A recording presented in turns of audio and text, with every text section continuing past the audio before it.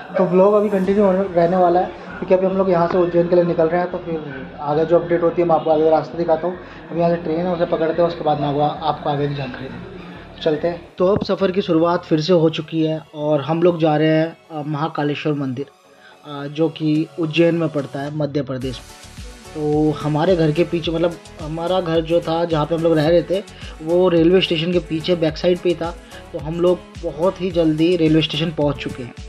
अभी उतरते हैं फटाफट से और रेलवे स्टेशन के अंदर चलते हैं क्योंकि हमारी ट्रेन जो है वो 5:30 या 6 बजे की है। जब हम लोग यहाँ पे पहुँचे तो मैंने देखा कि भाई अभी तक तो ट्रेन आई नहीं थी और टाइम भी ऑलमोस्ट बीतता ही जा रहा था।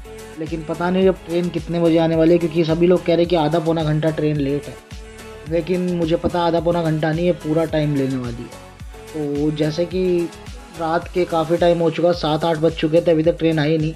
और जब ट्रेन आई तो हम लोग फटाफट ट्रेन में चढ़े और करीबन 10 बजे के करीब हम लोग उज्जैन पहुंच चुके थे। अब उज्जैन रेलवे स्टेशन पर उतरने के बाद जो हमारा पहला टास्क था वो ये था कि हम लोगों को एक रूम लेना था, क्योंकि अभी स्टे करना है 2 दिन तक उज्जैन के अंदर। तो कहीं ना कहीं अच्छी जगह लेना पड़ेगा। सभी लोग कह रहे हैं कि शिप्रा नदी के पास हम लोग रूम लें। तो फ़िलहाल हम लोग रेलवे स्टेशन के बाहर आ चुके हैं और यहाँ पे चल के आगे की तरफ मैं आपको एक नज़ारा दिखाता हूँ, जो कि अगर आप उज्जैन आए तो इसको ज़रूर देखें। यहाँ रेलवे स्टेशन से बाहर निकलते एक बड़ी सी शिवलिंग है जिसके चारों ओर फव्वारे लगे हुए हैं। इसका दृश्य बहुत ही शानदार है, देखने में काफ़ी मज़ा आ जाता है। तो इसके बाद में हम लोग अपना मतलब ऑटो स्टैंड जो यहाँ पे है वहीं पे गए। उससे पहले मैं आपको बता दूं कि यहाँ का जो पूरा का पूरा टचअप है, मतलब रेलवे स्टेशन जिस तरीके से बनाया गया है वो पूरे तरीके से महाकालेश्वर जी की थीम पे ही बेस्ड है। तो आप यहाँ का रेलवे स्टेशन देख लीजिए, इसका नज़ारा बहुत ही शानदार है और मन मोह लेने वाला है। अब यहाँ से हम लोगों को पकड़ना था ऑटो, क्योंकि हम लोगों को रूम लेना है और रूम करीबन यहाँ से 2.5 से 3 किलोमीटर दूर है। तो टाइम लगने वाला है वहाँ पहुँचने के लिए। तो यहाँ से उज्जैन जंक्शन से हम लोगों ने अपना ऑटो पकड़ा और हम लोग निकल गए अपनी राह पर। और देखते ही देखते हम लोग अपनी लोकेशन के बिल्कुल नियर बाय पहुँच गए। यहाँ पे ईद का त्यौहार चल रहा था या शायद कोई फेस्टिवल था जिसकी वजह से पूरा पूरा रोड सजा हुआ था। इसके बाद हम लोग जैसे तैसे अपनी लोकेशन पे पहुँचे जहाँ पे हमें रूम लेना था। तो हम लोग यहाँ पे आ गए हैं। यहाँ पे हम लोग रहने वाले हैं क्योंकि हम लोगों ने ये लोकेशन इसलिए चूज़ की है बिकॉज इसके बिल्कुल सामने ही शिप्रा नदी आपको दिख रही होगी आपके सामने। तो एक बार मैं आपको ऊपर से व्यू दिखा देता हूँ। तो ऐसा कुछ नज़ारा है और सुबह जैसे ही होती है हम लोग शिप्रा नदी में नहाने जाएंगे, उस टाइम पे मैं आपको शिप्रा नदी के वहाँ का नज़ारा भी दूँगा। तो फिलहाल सुबह हो चुकी है और हम लोग भी उठ चुके हैं। मन्नू मेरे साथ ही है और यहाँ पे आप लोग देख सकते हैं सामने चाँद निकला हुआ है दिन के अंदर सुबह के टाइम पे। तो काफ़ी जल्दी हम लोग उठ गए थे। अब हमारा टास्क था यहाँ से सीधा का सीधा शिप्रा नदी पे जाने का। तो आप सामने देख लीजिए पहले तो सामने आपको जो नदी नज़र आ रही है मतलब बैक साइड में, वो शिप्रा नदी है। तो यहाँ देखते ही देखते भाई इंतज़ार कर रहे थे हम लोग कि सभी लोग इकट्ठे हो जाए, उसके बाद हम चलेंगे। और सुबह हो चुकी थी ऑलमोस्ट, और सुबह होने के बाद अब आप अच्छे से शिप्रा नदी को देख पा रहे होंगे। अब हम लोगों को शिप्रा नदी पे जाना है, तो उसके लिए सभी लोग रेडी हो चुके हैं और अब हम लोग जा रहे हैं शिप्रा नदी की तरफ, क्योंकि वहीं पे सब लोग स्नान करेंगे।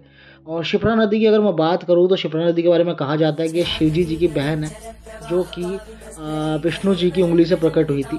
कहते हैं कि एक बार विष्णु मतलब जो शिव जी हैं वो भिक्षा मांगने के लिए विष्णु जी के पास गए और विष्णु जी ने उनको उंगली की तरफ उंगली दिखाकर इशारा किया, जिससे शिव जी काफ़ी गुस्सा हो गए थे और उन्होंने सीधा विष्णु जी की उंगली पर प्रहार किया, जिसके बाद वो रक्त की धारा जैसे ही धरती पर पड़ी तो शिप्रा नदी में तब्दील हो गई। और कुछ लोग कहते हैं कि जब शिव जी की लड़ाई चल रही थी एक राक्षस के साथ में, तो उस टाइम पर वो राक्षस बार बार अपना रूप बदल रहा था और उसको मतलब हराने के लिए उन्होंने अपनी बहन को मतलब बहन का नाम लिया और शिप्रा जी प्रकट हुई। और शिप्रा जी ने जैसे ही वो शिवजी से टकराई तो शिवजी जी के 84 हिस्से बट गए, जिसके बाद शिवजी जी ने उस राक्षस का नाश कर दिया। और जब से यहाँ पे 84 महादेव की भी महिमा है। तो यहाँ पे हम लोग अब सुबह पूजा वगैरह करने में लगे हुए हैं।